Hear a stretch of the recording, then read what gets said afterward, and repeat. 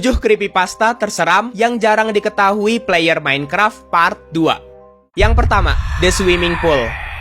Ada 2 orang player miskin yang bermain Minecraft tetapi hanya menggunakan launcher bajakan dan Aternos. Mereka bersama-sama membuat sebuah villa dan juga kolam renang agar mereka bisa merasakan apa yang jarang mereka rasakan di dunia nyata.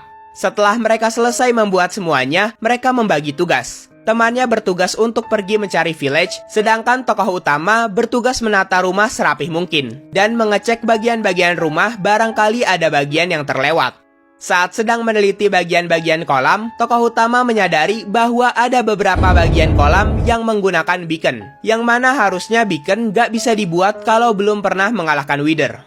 Jadi saat temannya pulang dari mencari village, tokoh utama langsung bertanya mengenai perihal beacon tersebut, karena temannya lah yang bertugas membuat semua bagian kolam renang. Tapi temannya menjawab ia tidak tahu apapun tentang itu. Seingat dirinya, ia membuat semua bagian lantai sama semua, yaitu menggunakan smooth stone untuk kolam besar dan stone brick untuk kolam kecil, tidak menaruh beacon dan lainnya. Di situ temannya menyadari bahwa bukan hanya lantai kolam saja yang berubah menjadi beacon, tapi lantai villa ada juga yang berubah menjadi beacon. Mereka ingat dengan pasti bahwa bagian itu sebelumnya adalah glowstone.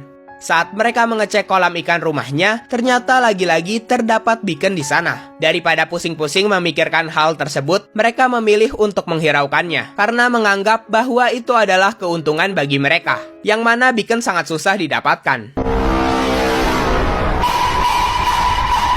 Setelah itu, mereka kembali lagi ke kolam renang dan berpura-pura sedang berenang. Setelah berendam dalam kolam, mereka mencoba mengecek sebentar kolam ikan tadi dan setelah itu pergi tidur. Tapi saat melewati bagian kolam renang, mereka menyadari sekarang semua glowstone yang ada di rumah mereka berubah menjadi beacon. Dan temannya juga melihat ada sesuatu yang tergeletak di tengah-tengah kolam. Saat diambil, ternyata itu adalah Steve Head. Tetapi saat ada di hotbar, Steve Head ini mukanya bukan mengarah ke arah depan seperti biasanya. Dan namanya juga aneh, yaitu apa yang tersisa dari tubuh.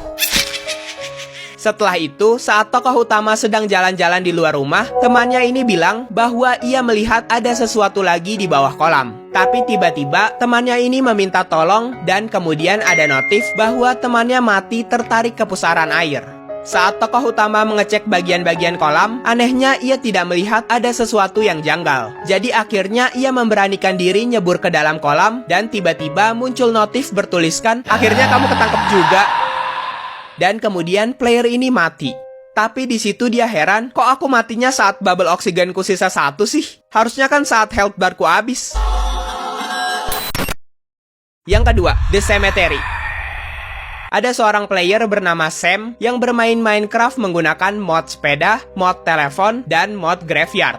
Dia sudah lama membuat world-nya tersebut mungkin sekitar 2 bulan yang lalu saat kakeknya meninggal. Jadi 2 hari setelah kakeknya meninggal, Sam ini berinisiatif untuk membuat rumah dan kuburan di Minecraft agar dirinya bisa mengunjungi kuburan kakeknya setiap hari walau hanya di Minecraft. Namanya juga cucu paling kecil, pasti sedih banget lah kalau ditinggal kakeknya. Creepypasta singkatnya seperti ini. Saat itu, Sam sedang bermain Minecraft di hari Sabtu dan seperti biasa, ia memulai permainannya dengan bercocok tanam. Setelah bercocok tanam, biasanya ia langsung pergi mengunjungi kuburan kakeknya. Ia selalu membawa foto kakeknya beserta bunga popi saat berkunjung ke kuburan beliau sebagai rasa penghormatan. Selain itu, ia melakukan hal itu agar suatu hari dirinya bisa melihat kakeknya kembali di mimpinya. Karena menurutnya, jika kita selalu mengingat orang yang kita sayang, pasti suatu hari orang tersebut akan datang ke mimpi kita. Ia pergi ke tempat kakeknya menggunakan sepeda butut miliknya. Jarak dari rumahnya ke kuburan sekitar 1500 blok. Alasan dia bikin kuburan kakeknya jauh dari rumahnya agar ia merasakan feel seperti di dunia nyata. Karena jarak dari rumahnya ke kuburan kakeknya di dunia nyata sekitar 15 km. Saat ingin menghampiri kuburan kakeknya, tiba-tiba hujan turun begitu deras. Di situ ia berpura-pura seakan-akan sedang berdoa di depan kuburan kakeknya. Setelah itu, tiba-tiba muncul suara aneh diiringi dengan kemunculan bayangan hitam di kejauhan, yang langsung menghilang setelah disapa. Saat didekati, bayangan itu sudah tidak ada dan juga tidak ada entiti apapun di sana.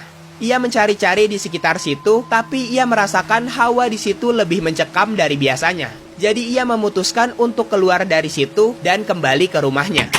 Di perjalanan pulang, saat sedang asik-asik mengendarai sepeda, tiba-tiba saja ada sesuatu yang lewat di depannya dan menyebabkan dirinya terjatuh dan sepedanya rusak. Karena Sam sudah sangat merinding, jadi ia memutuskan berjalan kaki saja ke rumah meninggalkan sepedanya. Tapi saat hampir sampai ke rumahnya, muncul bayangan tadi yang menghalangi jalannya. Tapi 10 detik kemudian menghilang kembali. Di sini Sam masih kebingungan dengan sosok itu dan langsung bergegas ke rumahnya. Ia menaruh foto kakeknya lagi dan pergi tidur. Tapi di tengah-tengah tidur, tiba-tiba ada suara telepon yang berdering. Ia pergi mengecek teleponnya dan di balik telepon itu ada suara seperti kakeknya.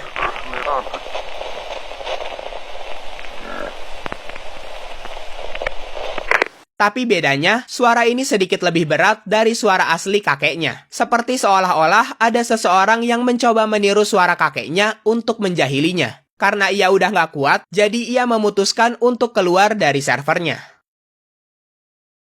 Yang ketiga, Nightmare Notch. Ada seorang cewek bernama Sasa yang baru pulang sekolah, setelah itu mandi dan bermain Minecraft. Sasa bermain Minecraft melanjutkan world-nya yang sebelumnya sudah ia mainkan kemarin. Tapi saat awal main, ia malah dikejutkan dengan sebuah village. Tetapi village ini mempunyai sebuah jembatan penyeberangan yang cukup aneh.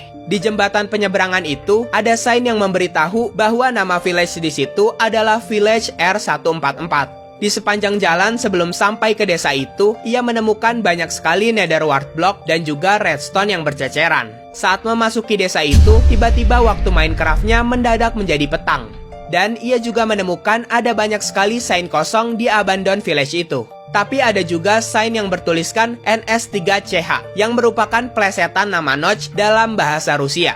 Saat membaca sign itu, di Minecraft-nya juga langsung turun hujan. Kemudian, ia mengecek rumah-rumah villager dan menemukan ada sign lagi di salah satu rumah. Sign pertama bertuliskan, kamu tidak bisa keluar.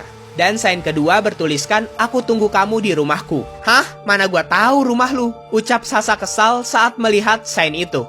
Saat menelusuri abandoned village itu, ia menemukan ada netherwart block yang mengarahkannya ke sebuah rumah. Di dekat situ, ia nggak sengaja melihat ada pohon setengah-setengah. Dan saat membuka pintu rumah yang dimaksud, seketika banyak sekali petir-petir yang berbunyi. Di dalam rumah itu, lagi-lagi ada sebuah petunjuk. Catatanku telah menunggumu selama ini. Awalnya Sasa bingung, tapi setelah menghancurkan bagian-bagian rumah itu, ia menemukan sebuah trapdoor yang mengarahkannya ke ruang rahasia. Ruang rahasia itu sedikit terlihat seperti dungeon berisikan lectern dan netherwart block. Kemudian muncul Notch dengan muka hancur yang mengagetkannya dan menghilang kembali. Setelah itu, ia membaca catatan yang tertulis di lectern itu. Artinya adalah, ini adalah tes dari Notch. Aku telah menghexit ini untuk mengingatkan player Minecraft agar tidak pernah lupa dengan diriku. Dari Notch.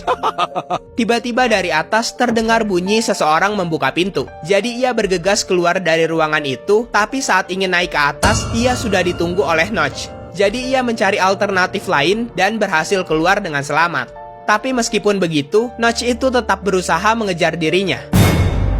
Setelah 1 menit kejar-kejaran, Notch itu menghilang entah kemana. Tapi anehnya, sekarang Minecraft-nya menjadi banyak banget petir yang berbunyi.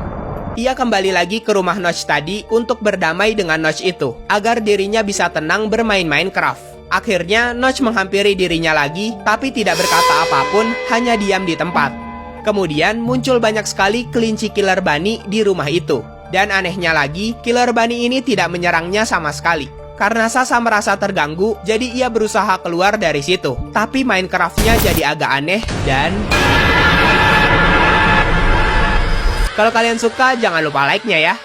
Oke guys, jadi itulah dia 7 creepypasta terseram yang jarang diketahui player Minecraft part 2. Jadi udah, itu aja dan thank you. Bye-bye.